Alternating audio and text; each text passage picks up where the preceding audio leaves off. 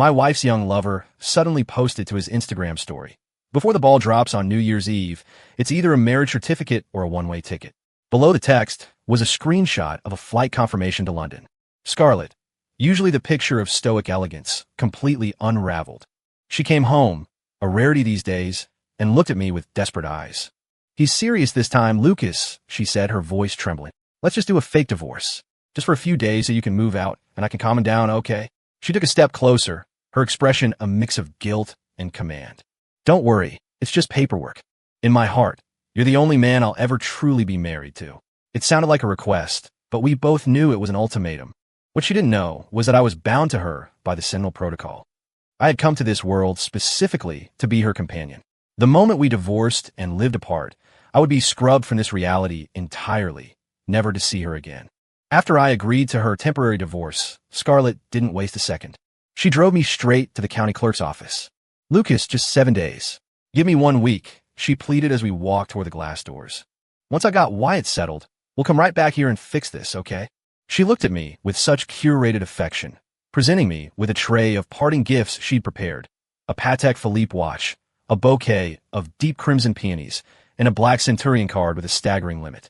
Looking at the luxury spread before me, it felt like our honeymoon phase again, when we used to spend hours brainstorming ways to surprise each other.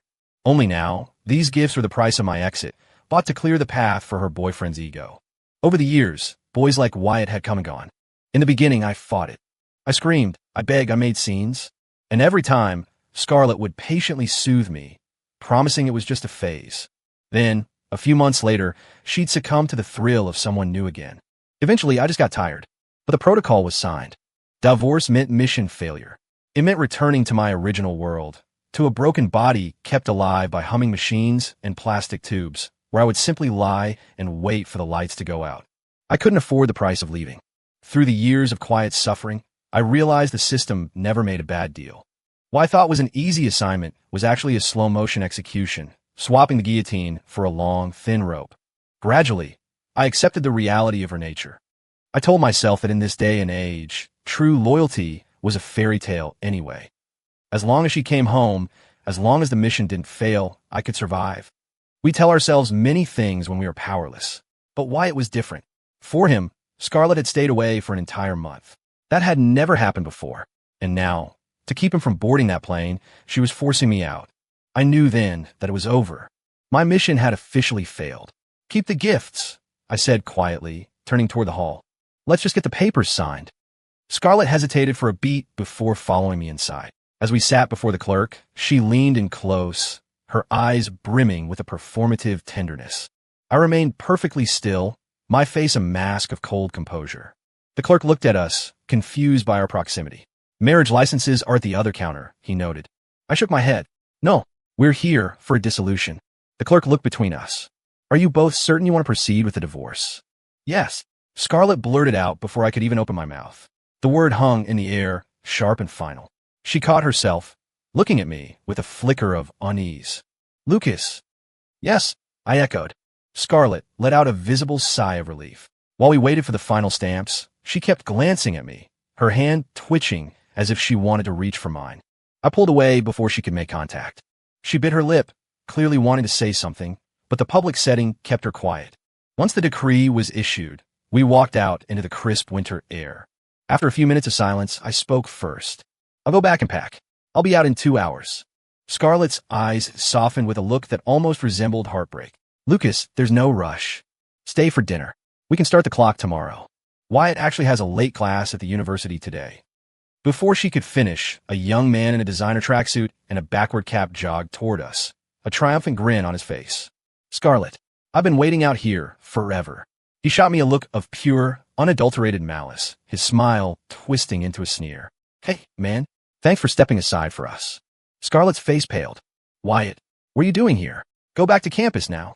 She stepped in front of me, playing the role of my protector. It was a farce. Once, Scarlett had sworn I was her soulmate. Then came the accidental connections. Once, she promised her flings would never cross my threshold. Now Wyatt was standing on the sidewalk, and I was the one being evicted. Was she actually panicking? Was she finally ashamed of her broken promises? Wyatt didn't move. He pouted, looking like a spoiled child. "Scarlett, You already divorced him. Why are you still acting like his bodyguard? I skipped class to give you a surprise. You said I could move in tonight. You promised. Scarlett pointed toward her car, her voice dropping to a dangerous chill. Get in the car, Wyatt. I won't say it again. Wyatt glared at me one last time before sulking off toward her SUV. When Scarlett turned back to me, her composure was gone. Lucas, I'm so sorry. I didn't think he'd show up like that. He's just a brat. I've spoiled him too much. I'll handle him when we get home. Please, don't be angry. I simply shook my head. It's fine. I had seen things far more painful than this. I was beyond feeling. Scarlett searched my face, and seeing no anger, she seemed to relax. She glanced back at the car, where Wyatt was waiting. Lucas, she said softly, her voice thick with a fake guilt. About moving out. Maybe it is better if you go sooner rather than later. Just a moment ago, she wanted to spend the evening with me. One look at Wyatt, and I was inconvenienced again. A bitter taste filled my mouth, and I nodded. When we returned to the estate, I didn't see Wyatt. I went straight to the master bedroom and packed. I had one suitcase of clothes and one cardboard box filled with the us we used to be. Handwritten letters, a pair of ceramic mugs we'd made in a pottery class, old concert tickets. As I stood over the box, Scarlett walked in.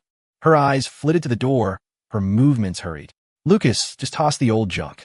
You could buy all new stuff when you move back in. Right, when things get old, you just replace them. People too. I gave a short, hollow laugh. I couldn't believe I'd let myself feel even a flicker of bitterness over her attitude. I had been disappointed so many times, yet I still expected a shred of dignity from her. I carried the box down to the curb and dropped it into the trash bin. As I moved to my car with my lone suitcase, Scarlett followed me out, her eyes misty. Lucas, give me a hug. She opened her arms. I stepped back. It's okay, I said, looking past her. It's only 7 days, right? Don't make Wyatt jealous. I knew Wyatt was probably watching from an upstairs window, waiting to claim his throne. Scarlett froze, then managed a weak smile. You're right. Only 7 days. Thank you, Lucas.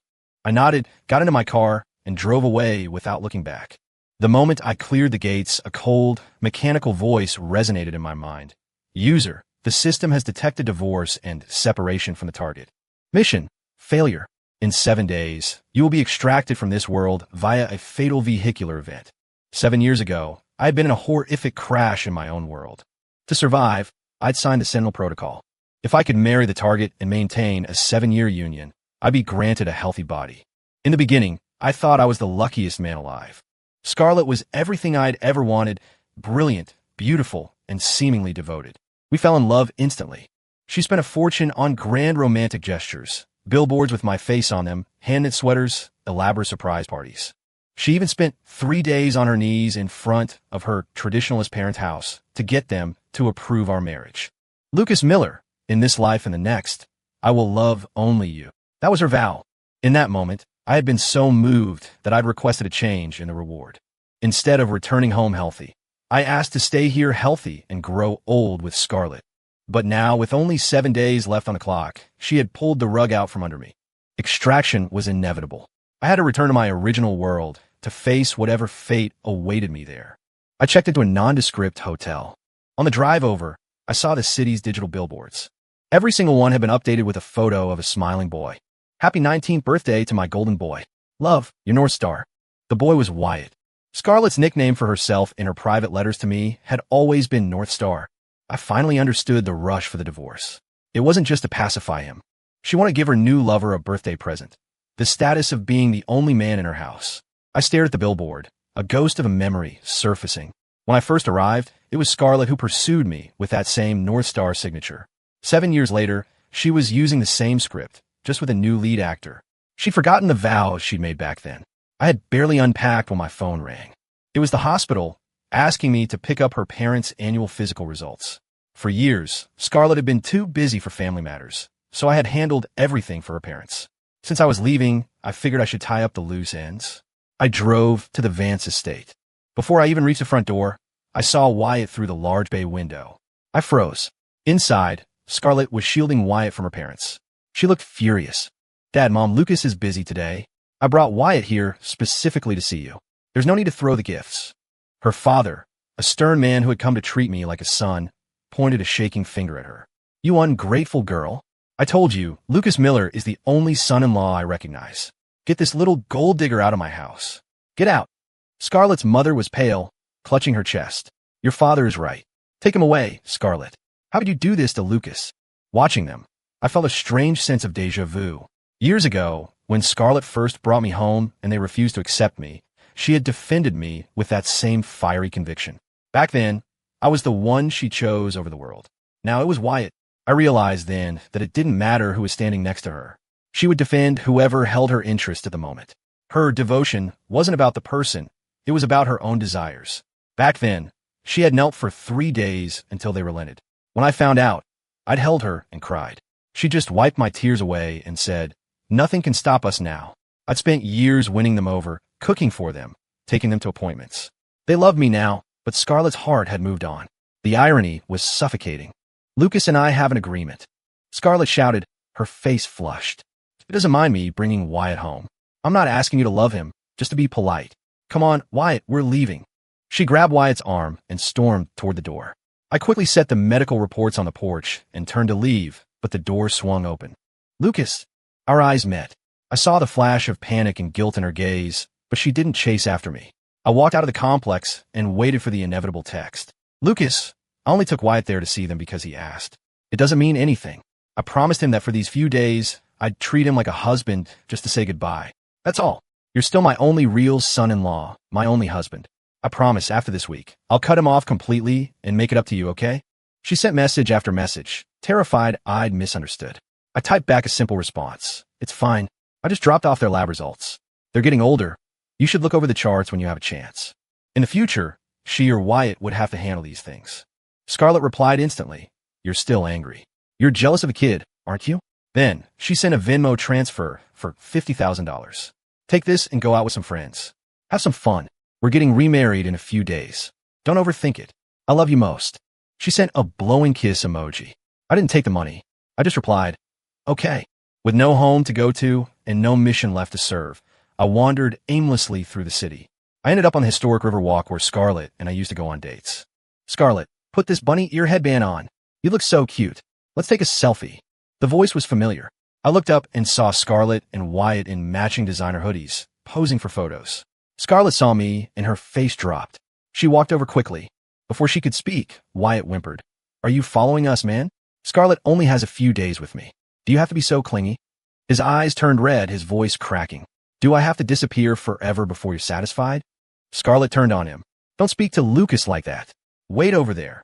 Wyatt tried to protest, but Scarlett's expression darkened, and he reluctantly shuffled away. She turned to me with a sigh of exasperation. Lucas, this is getting exhausting. I told you it's just 7 days. Can't you find something else to do instead of hovering over us? I told you we're getting remarried. Why won't you listen? I looked at her, and for the first time, I felt nothing. No pain, no longing. I'm not following you, I said calmly. This was just our old spot. I walked here by habit. My mistake. It won't happen again. I turned to walk away. She grabbed my arm, a flash of regret crossing her face. I am sorry, Lucas. I shouldn't have snapped. I'm just playing a part with a kid, I swear. No one will ever take your place. Believe me? I nodded. Sure. I pulled my arm back and walked into the crowd. For the next few days, I stayed in my hotel room. I bought colored paper and started making origami. I folded dozens of swallows, the kind where you pull the tail and the wings flap. But no matter how much they flapped, they were just paper. They couldn't fly away. When did we change? It wasn't the first time she strayed. It was the first time she strayed, and I, because of the protocol, didn't leave. People teach each other how to be treated. My silence was her permission. Every time I forgave her to keep the mission alive, I was handing her a knife and showing her where to cut. My phone buzzed. It was a DM from Wyatt. It was a photo of him and Scarlett in a high-end tailor shop. She just bought me a $10,000 suit, bro. I'm sleeping in your bed tonight. Hope you aren't mad. You must be fuming. But hey, you're the past.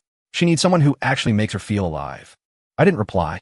On the third day, Scarlett showed up at my hotel.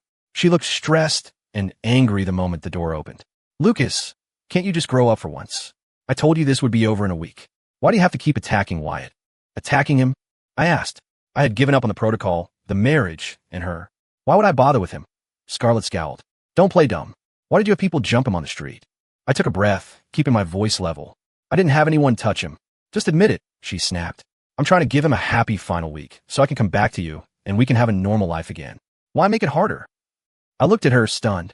Normal? Scarlett, you forced a divorce, so you could move a teenager into our house. What part of this is normal? The house is yours, she argued. My name, my money, my assets. You're the only one who gets the legal rights, the family legacy. What more do you want? I was speechless. To her, these were generous concessions. If I were just a mercenary husband, I'd be thrilled. But we had a history. We had a life. Now, even our marriage was a bargaining chip for her new toy. I didn't touch him. I repeated, turning away. Scarlett let out an annoyed huff. You were never like this before. Why are you being so difficult now? Because for 7 years, I was a prisoner of hope. Now I was just a man waiting for a car crash. I turned back to her with a hollow smile. You think I hit him? Fine. Let's go. I'll apologize to his face. Scarlett seemed surprised by the sudden shift. You don't have to be so dramatic. Just as long as you know it was wrong. Let's go, I said. She drove us back to the estate. We sat in silence, the familiar landmarks of our life passing by like scenes from a movie I'd already seen. As we pulled into the driveway, she looked at me. When this is over, I'll have the whole place deep cleaned. I'll replace the furniture. You won't see a trace of him. I nodded. Great. Inside, the house was unrecognizable. My minimalist, mid-century modern pieces had been replaced by neon lights and trendy, cheap-looking influencer decor. Wyatt was marking his territory. He came running out of the bedroom in silk pajamas I recognized. I'd bought them for myself. His face had a small bruise on the cheek and a cut on his lip. Scarlett, you're back. He saw me and shrank back. Why is he here? Is he going to hurt me again? Wyatt, Lucas knows he was wrong. He's here to apologize, Scarlett said. Wyatt's expression shifted from fear to a smug, oily grin.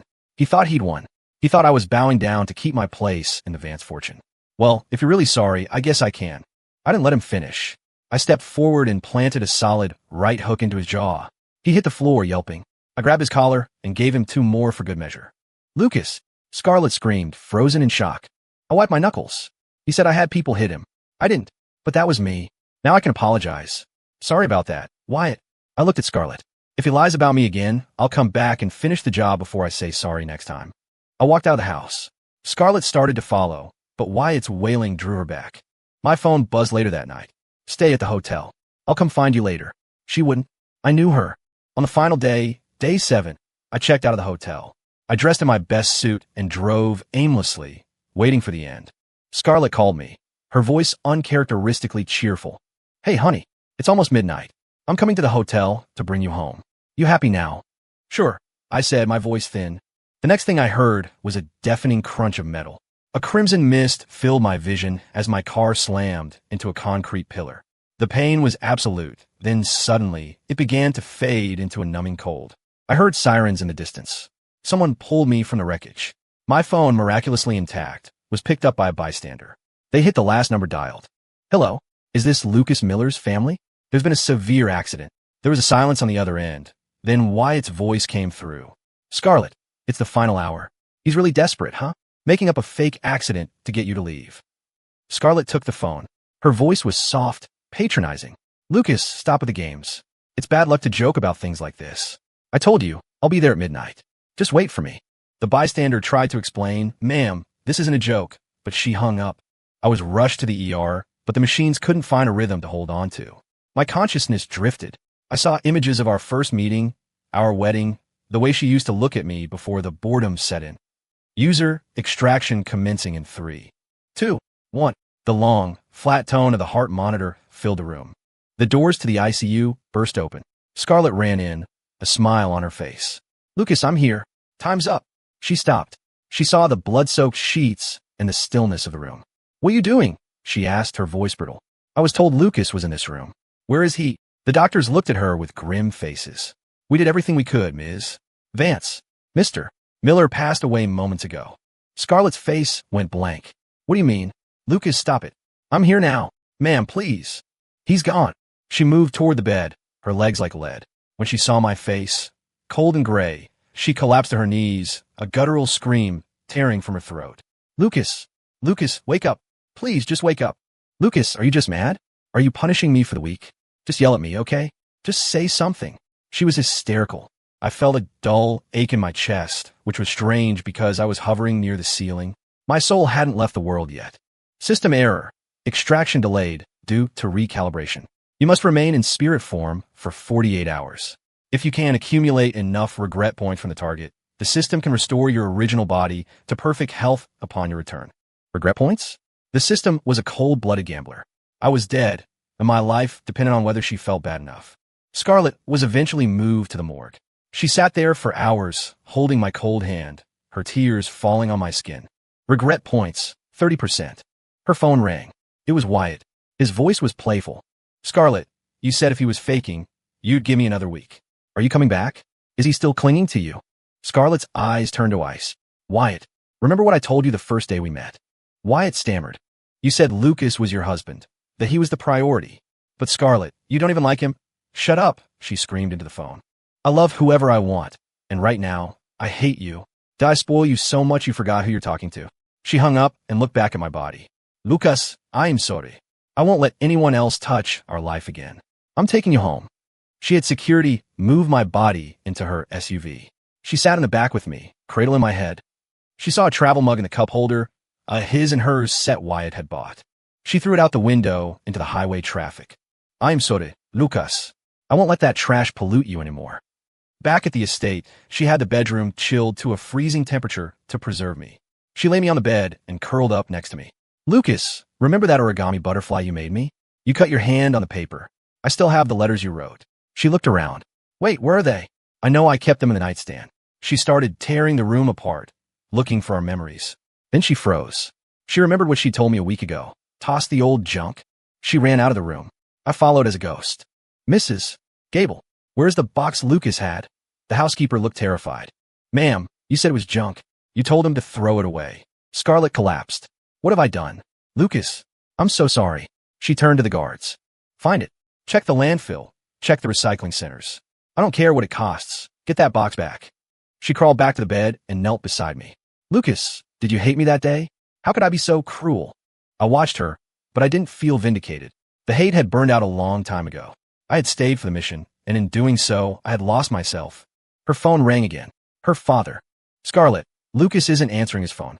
My back is acting up, and he's the only one who knows how to do those stretches. Tell him to head over. Scarlett's voice broke. Dad, Lucas is. He's dead. The silence on the other end was deafening.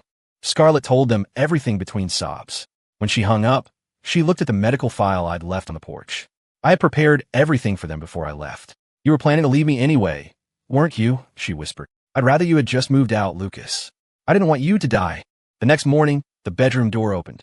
Wyatt walked in, looking pale but trying to be charming. Scarlett, I'm sorry I was annoying. He saw the body and shrieked. Oh my God, is he really dead? Scarlett looked at him with a dead stare. Who said you could come in here? You said he was acting. Wyatt cried. Scarlett, look at him, he's gross. Why is he in the bed? He's my husband, she said, her voice dropping to a whisper. And you're the one who told me he was faking. Wyatt knelt by the bed, fake tears streaming down his face. Lucas, man, I'm so sorry. Scarlett, I didn't know. If I did, I would have stepped aside. But we have to look forward. Maybe it's fate? Maybe I'm supposed to take care of you now. I watched him. He was checking her reaction out of the corner of his eye. Scarlett didn't hesitate. She slapped him so hard he fell over. You think you can replace him? Wyatt's mask slipped. You hit me. Scarlett called her attorney immediately. I want everything back. The condo, the car, the watches. Everything I gave Wyatt Sterling. If he resists, sue him for everything he's worth. Wyatt was panicking. But Scarlett, you said as long as I loved you, the money didn't matter. Exactly, she sneered. Since you're so pure and noble, you won't mind being broke. Get out. After Wyatt was dragged out, Scarlett sat in the silence. The guards brought her my phone. They'd managed to bypass the passcode. She opened the messages. She expected to see my friends or family, but the top of the list was Wyatt. She scrolled through hundreds of messages Wyatt had sent me over the last week. We're in your bed now, Lucas. She says you're like stagnant water. I'm a fire. She's going to marry me and kick you to the curb for good. I had never replied to a single one. Scarlett's knuckles turned white. Lucas, you went through this alone, and I was the one who gave him the key to the door. She felt a physical weight on her chest. I watched her, wishing I could tell her it didn't matter anymore. Death is a very effective sedative for old wounds. Bring Wyatt back, she told the guards. Tonight, after 7:00 p.m. Wyatt arrived that evening, hopeful. He thought she cooled off. He thought the husband slot was officially open.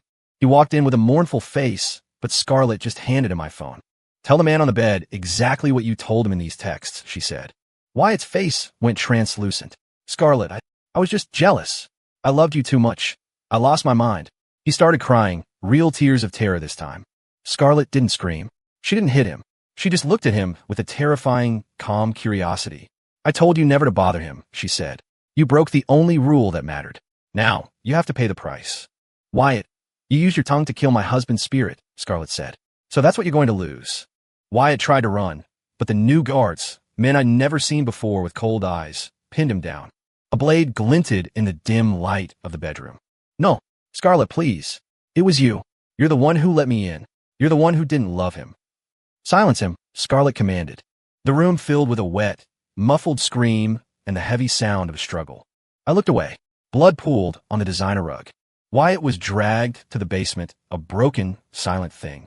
Scarlett watched the whole thing without blinking. This wasn't love. It was a manic attempt to balance a checkbook that had been in the red for years. Regret points, 70%. I felt a surge of hope. If it hit 100%, I'd actually have a life to go back to. Scarlett's parents arrived then. They saw my body and collapsed. Her father turned on her. Are you happy now? You gave him a title, but you gave everyone else your heart. You think a marriage certificate makes up for a hollow life. Scarlett stood there, taking the verbal blows. For the first time, she didn't fight back. The next day was the funeral. My body was cremated, and my ashes were placed in a marble urn. Scarlett sat in the front row, a veil covering her face. As the priest moved to take the urn to the cemetery, Scarlett stood up. Stop. He's not being buried. Scarlett, please, her father begged. Let him rest. No, if he's in the ground, he's gone forever. He stays with me. She took the urn back to the estate. She started hiring every medium and spiritualist she could find, paying thousands for even a hint of my presence. The system whispered to me, regret is at 99%. Almost there. A few days later, a local priest who actually seemed to have some insight arrived. He looked at Scarlett and sighed. You're keeping him trapped. If you don't let him go, his soul will wither. Burial is the final act of love. Scarlett cried into the urn. I can't. I'm not ready. He is, the priest said. Scarlett finally agreed to bury the urn in the garden under a willow tree we'd planted together. But as she moved toward the hole, a shadow burst from the bushes. It was Wyatt. He'd escaped the basement. He looked like a ghost, thin, dirty, his face a mask of madness.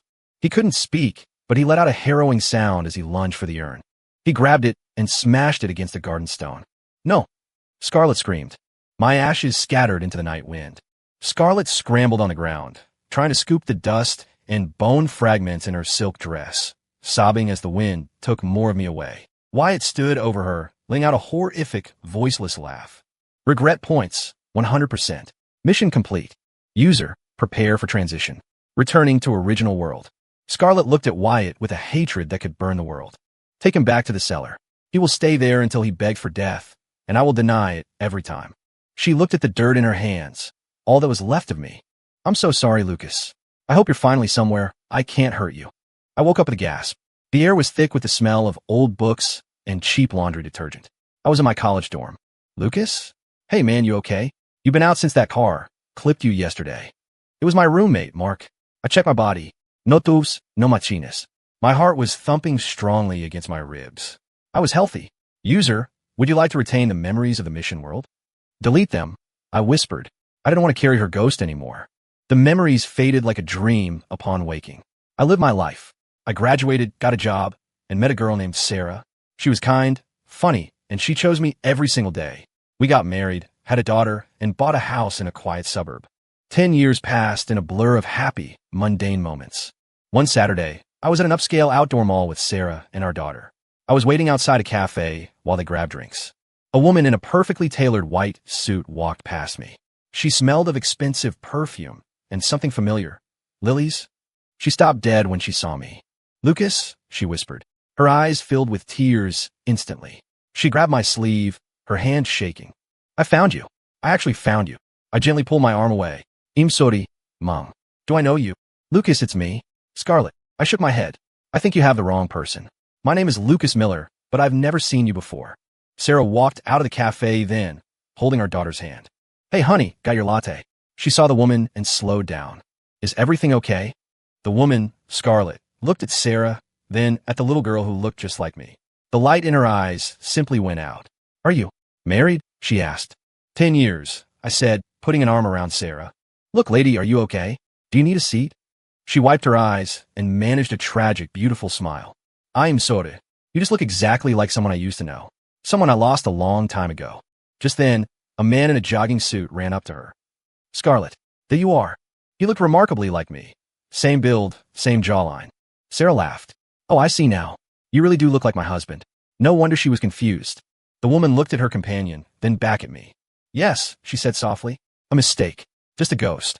As I walked away, she didn't look back. She had spent a decade